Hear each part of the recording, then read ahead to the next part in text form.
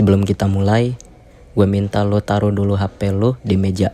Lepas sendaran lo, tarik napas panjang, tahan, buang. Gue tahu lo capek bro. Belakangan ini lo ngerasa emosi lo gampang banget kepancing kan? Ada motor motong jalan dikit, bawaannya pengen ngajak ribut. Ada tukang parkir tiba-tiba muncul, rasanya pengen maki-maki. Tapi sadar nggak bro, kekacauan yang kita rasain di tahun 2026 ini, keputusasaan lo hari ini sebenarnya udah diramalin dengan sangat presisi ratusan tahun yang lalu. Hari ini kita nggak bakal bahas teori konspirasi murahan. Kita bakal bedah anatomi kehancuran sebuah negara. Kita bakal buka satu rahasia dari abad ke-14 yang disembunyikan dari buku sejarah sekolah lo. Sebuah rumus baku tentang bagaimana pajak yang mencekik adalah tanda kematian sebuah peradaban. Dan di akhir video ini, gue bakal kasih tahu lo bocoran dari fikih siasah. Apa yang harus lo lakuin besok pagi saat lo tahu kapal yang lo tumpangi ini mungkin lagi bocor pelan-pelan. Tonton sampai habis karena lo butuh kewarasan ini.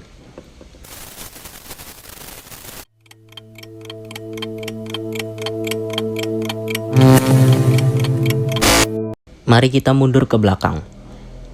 Ada seorang jenius, sosiolog pertama di dunia namanya Ibnu Khaldun. Dia nulis buku berjudul Muqaddimah. Ibnu Khaldun ini bukan sekedar ulama. Dia praktisi politik. Dia lihat langsung gimana kerajaan-kerajaan besar naik, jaya, lalu hancur lebur jadi debu. Dan dia nemuin satu pola, satu sunatullah yang enggak pernah meleset. Dia ngenalin konsep yang namanya aswabiyah.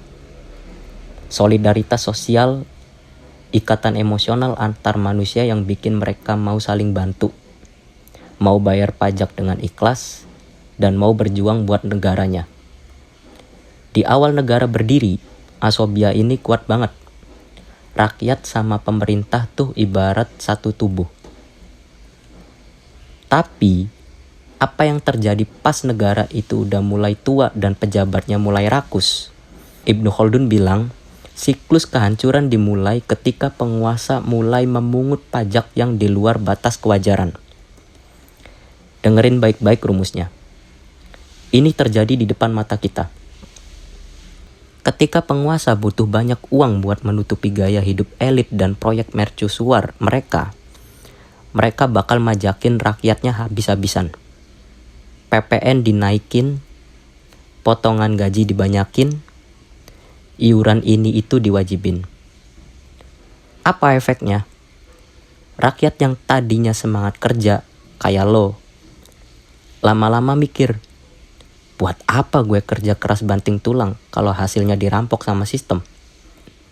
Motivasi kerja hilang, daya beli hancur. Sekarang pertanyaan besarnya, kalau kita tahu sistemnya lagi error, siklusnya lagi bergerak ke bawah, kita sebagai masyarakat harus ngapain? Apa kita turun ke jalan, bakar ban, dan bikin chaos? Disinilah fikih siasah masuk jadi rem cakram buat otak kita. Bro, elit politik itu paling seneng kalau rakyat di bawah saling berantem. Mereka seneng lihat lo ribut sama tetangga beda pilihan politik. Mereka seneng lihat buruh ribut sama mahasiswa. Itu namanya konflik horizontal. Selama lo sibuk berantem di bawah, mereka aman di atas. Islam mengajarkan kita satu prinsip mutlak, yaitu ukhuwah, atau artinya persaudaraan. Menahan diri dari provokasi murahan itu hari ini nilainya pahala jihad. Jangan mau diadu domba. Jangan gampang kepancing emosi di jalanan atau di sosmed. Kalau lo meluapkan amarah lo sama rakyat kecil yang sama-sama lagi susah, lo cuma jadi bidak bodoh di papan catur mereka. Bro, Ibnu Khaldun udah ngasih peringatan dari 600 tahun yang lalu. Fikih udah ngasih panduan gimana cara kita bertahan. Pundak lo emang berat. Lo sandwich generation, lu nanggung masa lalu orang tua lo, dan lu harus nyiapin masa depan anak lo di tengah negara yang lagi kayak gini. Gue tahu lo lelah, gue juga ngerasain hal yang sama. Tapi malam ini, sebelum lo tidur, gue minta lo ingat satu hal ini.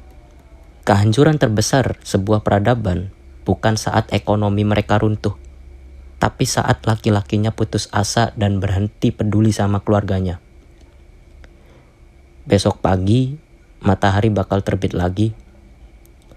Lo bakal bangun, dan lo harus kerja lagi ke tempat yang mungkin lo benci di bawah sistem yang gak adil ini. Pertanyaan gue cuma satu buat lo. Besok pagi, lo bakal keluar rumah sebagai pion yang gampang diadu domba dan marah-marah sama takdir, atau lo bakal keluar sebagai karang yang tetap kokoh ngelindungin kewarasan keluarga lo. Pilihan ada di tangan lo, tapi ingat, waktu terus berjalan dan siklus itu gak pernah berhenti.